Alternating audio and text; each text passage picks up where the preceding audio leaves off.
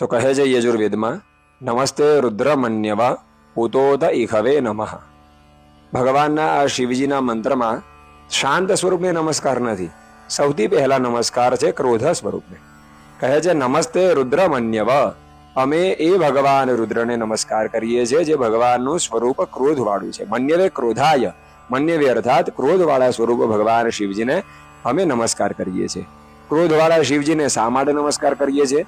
તો એના માટે ભાષ્યમાં જણાવે છે કે ભગવાન શિવ શું કરે છે? યદ્વા પાપીનો નરાન દુઃખ ભોગેન રોદયતિ રુદ્ર.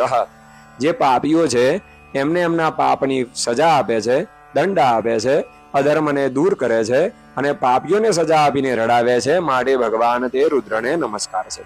એ ભગવાન શિવ જે ક્રોધ કોના માટે કરે છે? તો પાપીઓને દૂર કરવા માટે થઈને, પાપીઓને સજા આપવા માટે થઈને નમસ્કાર એ ભગવાન શિવને અમે નમસ્કાર કરીએ છીએ. બીજો એક અર્થ એવો પણ નીકળી શકે કે અમારા શરીરમાં જે દુર્ગુણો છે એ દુર્ગુણોને દૂર કરવા માટે સમય સમય મનુષ્યના પાપોનું પણ ભગવાન શિવજી ક્રોધ રૂપમાં ફળ આપે છે, જેથી કરીને આપણા શરીરના દુર્ગુણો દૂર થાય. માટે એ ક્રોધને નમસ્કાર છે જે અમારા દુર્ગુણોને દૂર કરે છે. આગળ કહે છે ઉતોત ઈશવે નમઃ. ભગવાન શિવજીના એ બાણ સ્વરૂપને પણ નમસ્કાર કરીએ છીએ.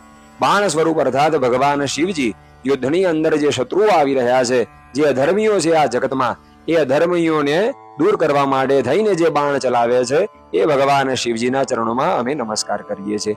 બીજો એક અર્થ એવો પણ નીકળે કે અમારા શરીરમાં જે અજ્ઞાન રૂપી શત્રુઓ છે, અધર્મ રૂપી શત્રુઓ છે, એ ભગવાન શિવજી બાણ રૂપ દ્વારા, જ્ઞાન રૂપ દ્વારા એ દુર્ગુણોને, એ અહંકારને આદિને એ વિંધી નાખે છે. માટે ભગવાન શિવજીના એ બાણ સ્વરૂપને નમસ્કાર છે જે અમારા અજ્ઞાનને દૂર કરે છે. બાહુભ્યામ ઉતતે નમઃ.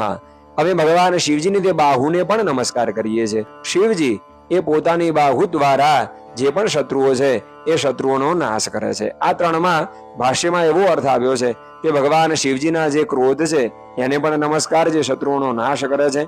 બાણને પણ નમસ્કાર, જે શત્રુઓને વિંધી નાખે છે. અને બાહુઓને પણ નમસ્કાર, જે પાપીઓને સજા આપે છે. પણ અહીંયા બાહુનો બીજો અર્થ એવો પણ કરી શકાય કે બાહુનું આ શરીરમાં કામ શું છે? આ શરીરના ભારને ઉપાડવાનું.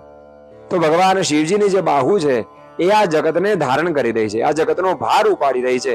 માટે એ બાહુને પણ નમસ્કાર છે, કારણ કે આ બાહુ જે ક્રિયા શક્તિ છે, બાહુ આ શરીરને ધારણ કરી રાખે છે. ભગવાન શિવ આ જગતનો ભાર ઉપાડી રહ્યા છે. જે પાપીઓ છે એમને સજા આપી રહ્યા છે, જે શત્રુઓ છે એનો નાશ કરી રહ્યા છે, અને જે જ્ઞાનીઓ છે એને જ્ઞાન આપી રહ્યા છે. માટે ભગવાન શિવ દરેકનો ભાર ઉપાડીને દરેકનું કલ્યાણ કરે છે. તો માટે ભગવાન શિવજીના તે બાહુને પણ નમસ્કાર છે જે આ જગતનો ભાર ઉપાડે છે.